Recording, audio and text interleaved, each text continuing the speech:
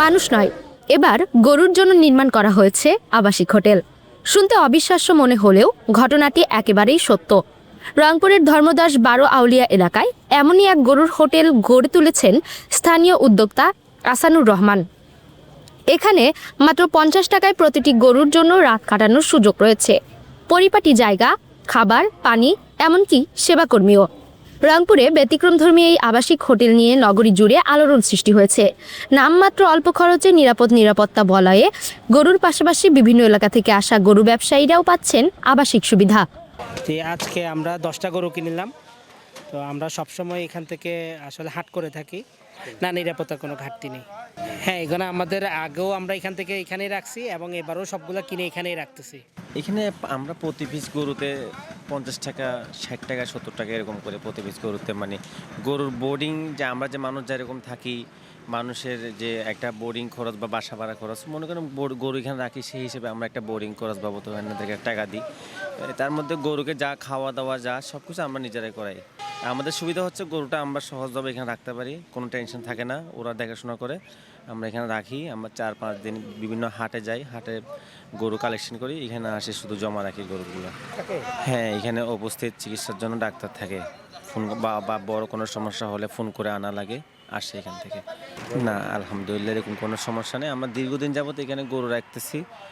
ব্যবসায়ীরা এই আবাসিক হোটেলে 1 রাত অথবা 2 রাত গরুকে বিশ্রাম দিয়ে ট্রাকে তুলে গন্তব্যের উদ্দেশ্যে রওনা দেন।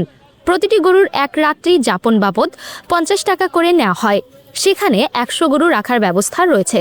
প্রায় 8 থেকে 10 বছর আগে গরু ব্যবসায়ীদের দুর্ভোগ দেখে উদ্যোক্তা আফসার আলী মাথায় আসে এই অভিনব ধারণা।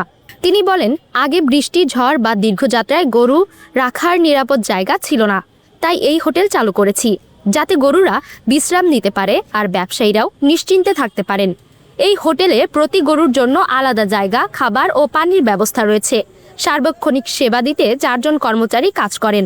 পিতার হাত ধরে গড়ে তোলা এই উদ্যোগে শুধু গরুই নয়, উপকার পাচ্ছেন স্থানীয় মানুষও। আল্লাহর রহমত, তোমার ছোট বড় দোয়া, আজ পর্যন্ত কোনো ব্যাপারীর কোনো টাকা পয়সা, গরু ইত্যাদি যা কিছু দিয়ে কোনো ক্ষয়ক্ষতি হয় নাই, যার ফলে আমি এখন চলতে পারি না। আমার ছেলেকে দিছি, আমার ছেলে আমার থেকে বেশি সুনাম করছে অল বাংলাদেশে।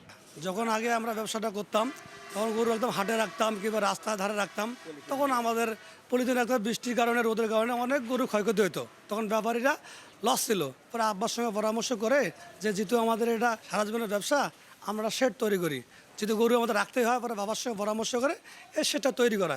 এমন যখন যে কোনো ব্যাপারে আসে 10টা-20টা মাল কিনতে আসে, আজকে 10টা কিনছে, এখানে নিয়ে এসে রেস্ট দিচ্ছে, রেস্ট দেওয়ার পর কালকে গরুগুলো সুন্দর করে লোড দিয়ে, তাতে গরু আমাদের কোনো ক্ষয়ক্ষতি হচ্ছে না। যখন আগে ডাইরেক্ট আমরা যাইতাম তখন আমাদের গরু মারাও যেত রেস্ট না নেওয়ার কারণে।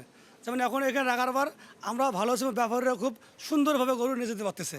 সাধারণত লালবাগ, ষাঠিবাড়ি, বড়াইবাড়ি, আমবাড়ি, বেদগাড়ি ও আফতাবনগর হাট থেকে গরু কিনে ব্যবসায়ীরা এই হোটেলে অবস্থান করেন।